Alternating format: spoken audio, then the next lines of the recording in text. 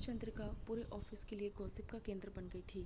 घोषाल बाबू, जिन्हें इन सब बातों से कोई सरोकार न था, उनका बैलेंस भी बिगड़ गया। उसे देखकर ऐसा बिगड़ा कि डगमगाने लगे।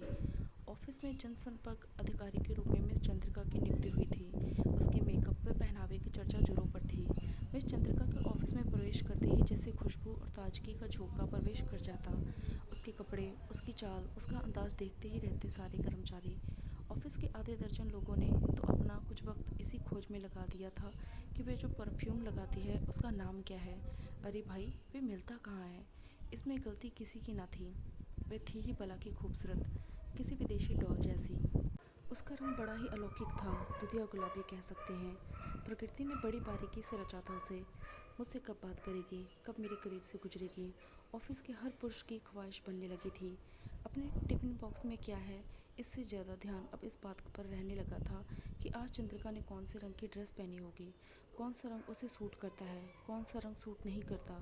ये तो था पुरुष वर्ग का खेमा। महिलाएं इन सब बातों से अलग जोड़ घटाव में लगी रहती थी। कितने मिनट बॉस की कैबिन में थी वह, कितनी बार मैनेजर से बात की, बात करते वक्त हाव भाव कैसे थे, उस पर अपनी क्रिया प्रतिक्रिया देकर अपनी बौद्धिक क्षमता को दर्शाने जैसा था।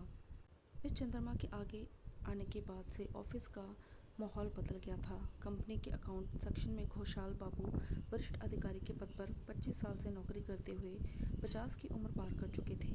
बड़े ही सभ्य विचारधारा के व्यक्ति थे। वे गर्व से कहते, आज तक हम एक बार भी बीमार नहीं हुए। इसका कारण जानते हो, मेरी पत्नी मिताली। मिताली 45 वर्षीय साधारण कदकाठी की महिला थी, जो कि रविंद्र संगीत में विशेष रुचि रखती थी।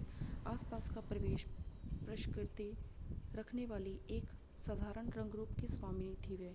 पति और बेटा दोनों के लिए खास डाइट चार्ट बना रखा था उसने। उन्हें कब क्या खाना है, क्या पहनना है, सब पर निगरानी रखती थी वह। यही वजह थी कि आज तक घोषाल बाबू ने कभी हॉस्पिटल का मुंह ना देखा था। उनका बेटा तपोन घोषाल विदेश में रहकर दंत चिकित्सक की पढ़ाई कर रहा था। यूनिवर्सिटी की तरफ से छात्रवृत्ति मिल रही थी, वरना कलकत्ता के पार्क स्ट्रीट के पैकर्स एंड मूवर्स कंपनी के अकाउंटेंट की इतनी औकात कहाँ होती है कि बेटे को विदेश भेज पाते। फरवरी महीने में ऑफिस में सर्वर डाउन होने की वजह से कर्मचारी अपने अपने पेमेंट की जानकारी लेने बारी बारी से घोषाल बाबू के पास आ रहे थे। चंद्रिका सबसे आखिर में पहुंची। घोषाल बाबू फाइल बंद कर चुके थे। खुशबू का एक जबरदस्त झोंका अंदर आया, जैसे शांत जल में किसी ने कंकर फेंक दिया हो। चंद्रिका ने मुस्कुराहट बिखेरी। इससे घोषाल बाबू भी घायल हुए बिना न रह सके। सॉरी घोषाल बाबू, मैं थोड़ा लेट हो गई। घोषाल बाबू को फाइलें बांधते हुए देख मिस चंद्रिका ने कहा। घोषाल बाबू ने नज़रें उठाकर देखा। शाम तक शरीर और मन दोनों थक कर चूर हो जाते थे।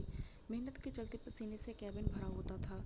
ऐसे में चंद्रिका के परफ्यूम की खुशबू ने मन मस्तिष्क को उद्वेलित कर दिया था। अपने स्वभाव के मुताबिक वो नकचढ़ी कल आना घोषाल बाबू कह सकते थे, लेकिन ऐसा कह ना पाए। किसी यंत्रवश खाली चेयर की तरफ इशारा कर चंद्रिका को बैठने का आदेश दे दिया। फाइल खुलने लगी। चंद्रिका की हर बात का जवाब देना उन्हें अच्छा ही नहीं बल्कि परम कर्तव्य लग रहा था। ऐसा नहीं है कि मिस चंद्रिका का रूप लावण्य चर्चा बनकर उनकी कैबिन में पहले नहीं आया था, पर उस वक्त उन्हें ये बातें बेकार लगी थी। उस पर उन्होंने अन्य कर्मचारियों को फटकार भी लगाई थी। चरित्र और स्वभाव सुंदर होने चाहिए, ना कि चेहरा कहकर नैतिक मूल्यों का ज्ञानदीप जला गए थे। फिर आज ये सब क्या था। शायद यही वह सत्य था कि प्यार की संवेदना उम्र की मोहताज नहीं होती, और इसी सत्य को वो झुठला नहीं पा रहे थे। पत्नी के बालों को काला करने के आग्रह पर रंग से क्या होता है, अंदर की जिंदा दिली देखिए। जुमला आराम से पढ़कर आगे बढ़ जाते थे। उसी बालों की सफेदी को बार बार हाथ रखकर छिपाने की कोशिश जारी थी। डर था कि कहीं उम्र का फासला बातचीत में बाधक न बन जाए। आखिर में चंद्रिका ने मुस्कुराकर थैंक यू घोषाल बाबू कहा, तो वे सुख मिला जो सूखते गले को मटके का शीतल जल दे जाता है। घड़ी देखो तो रात के 8 बज चुके थे। मिताली इंतजार कर रही थी। घर का दरवाज़ा पहले से खुला था। किसी शायर की गज़ल ड्रीम गर्ल, किसी झील का कमल ड्रीम गर्ल। घोषाल बाबू गुनगुनाते अंदर आए तो मिताली आश्चर्य में पड़ गई। आज तक कभी ओम जय जगदीश तक न गुनगुनाने वाला इंसान आज ये गाना गा रहा था। क्या हुआ बोलो। मिताली ने उनकी खुशी में शामिल होने की कोशिश की। चेहरे पर आई मुस्कुराहट को लगभग छिपाकर खुश होने की वजह को बड़ी सफाई से टाल गए थे। मन के चलचित्र कक्ष में चंद्रिका बैठी थी। जल्दी से खाना खाकर बिस्तर पर लेटकर उस पल को जीना चाहते थे। उस वक्त घोषाल बाबू को पत्नी की कोई भी बात उन्हें रास्ते में आ रहे रोड़े की भांति लग रही थी। मिताली अपनी दैनिक दिनचर्या में लगी हुई थी।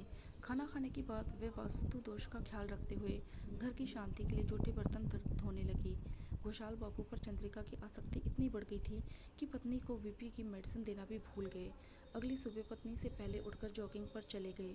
पिछले 2 दशकों से पत्नी आग्रह कर रही थी, कभी ध्यान नहीं दिया था। पति को बिस्तर पर ना पाकर मिताली चिंतित हुई। ऐसा तो कभी नहीं हुआ था।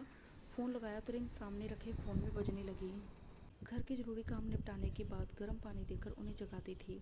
जरूरत पड़ने पर हाथ पैर दबाना भी सामान्य क्रिया जैसा था, लेकिन आज प्रकृति को शुक्रिया कर संतुष्ट हो रही थी। देर आए दुरुस्त आए जुमले को मन ही मन दोहराया और बाकी काम समेटने लगी। घोषाल बाबू ने जॉगिंग करते करते कमरे में प्रवेश किया। गर्म पानी के ठंडा हो जाने पर चिल्लाना चाहते थे, लेकिन थोड़ी देर बाद चंद्रिका से मुलाकात होगी ये सोचते ही शांत हो गए। मीतू, तुम क्या वे बालों को काला करने के लिए बोलती रहती हो? सोचा आज तुम्हारी बात मान ही लूं।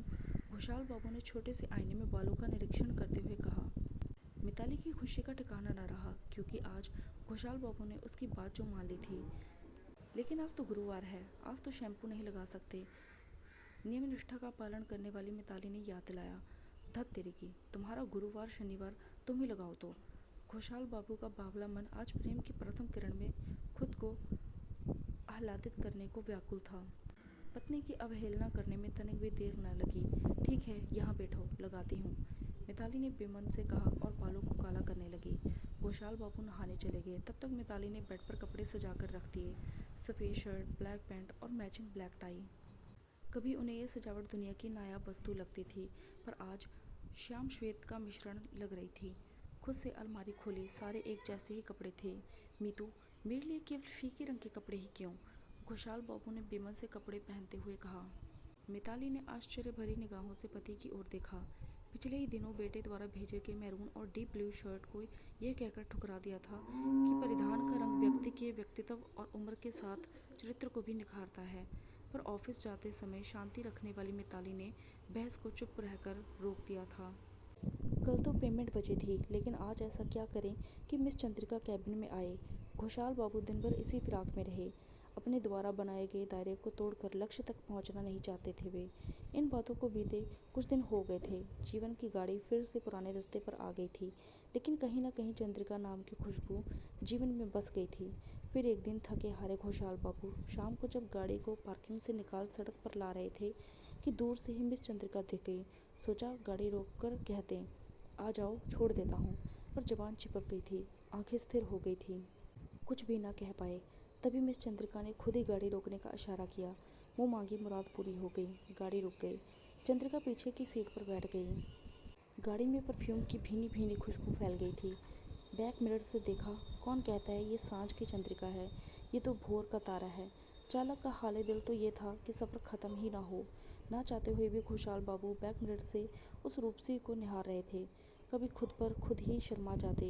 इस बीच चंद्रिका के कई फ़ोन कॉल्स आए, जिससे घोषाल बाबू इतना तो जान गए कि वे एक सिंगल मदर है और उसके जीवन में कई परेशानियां हैं। मन किया कि उसके पास जाएं, उससे बातें करें, कह दे कि अपने दर्द मुझे दे दो। इसी सोच में पड़े ख्याली पुलाव पकाते रहे। तभी फ़ोन की घंटी बजी। घोषाल बाबू ने बेख्याली में ही फ़ोन उठाया। घोषाल बाबू, ताड़ाताड़ी आ सुन, आपकी मिसेज गिरने की वजह से बेहोश हो गई है। पड़ोसी दत्तो बाबू का फ़ोन था। अचानक से दिमाग सुन्न पड़ गया। पवित्र गंगा की तरह अविरल बहने वाली मिताली, जिसके स्नेह ने जीवन को सींचा था, वे अस्वस्थ हो गई थी। वे हर चीज़ जिसकी आवश्यकता थी मांगने से पहले सामने लाकर रख देती थी। आज उसे अपनी पत्नी की ज़रूरत थी और वे छिछी फ़ोन डिस्कनेक्ट हो चुका था। कैसे, कब? घोषाल बाबू जानना चाहते थे। वापस कॉल किया तो दत्तो बाबू का फ़ोन आउट ऑफ रेंज बता रहा था। जो चंद्रिका अब तक छिटकी हुई चांदनी लग रही थी, अमावस में बदल गई थी। उसके परफ्यूम की खुशबू से दम घुटने लगा था। मीतू तो कोई खुशबू नहीं लगाती, फिर भी हमारा बगीचे सा महकता है। उसकी सलोनी छवि आंखों के सामने तैरने लगी।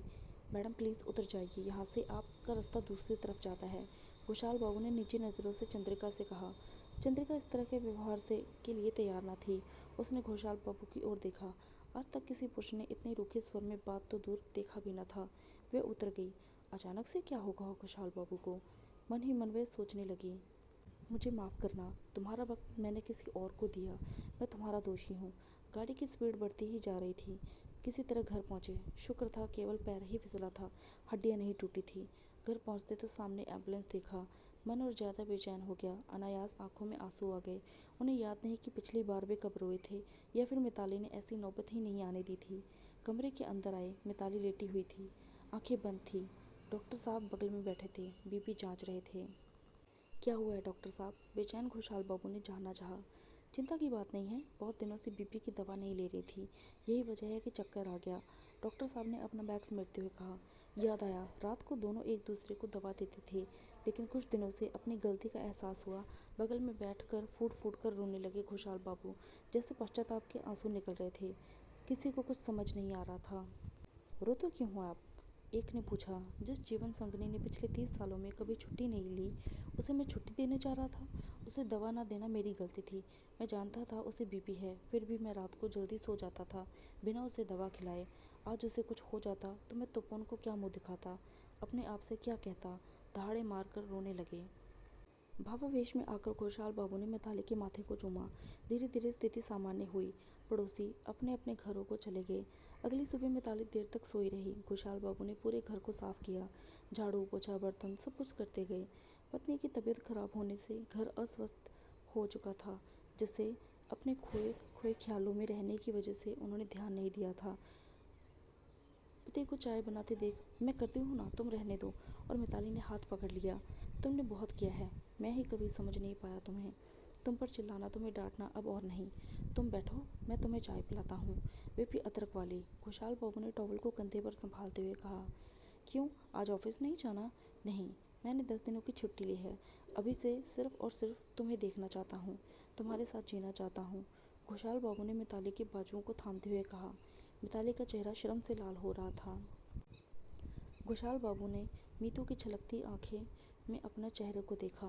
करीब आए, उसे बाहों में भर लिया। कामकाज में व्यस्त होकर जीवन के जिन नाजुक पलों को अनदेखा करते जा रहे थे, उन्हें समेट लिया। उम्र के उस पड़ाव में जिसे पतझड़ नाम देकर अनदेखा कर दिया जाता है, उन्होंने मिलकर वसंत का आशियाना बना दिया।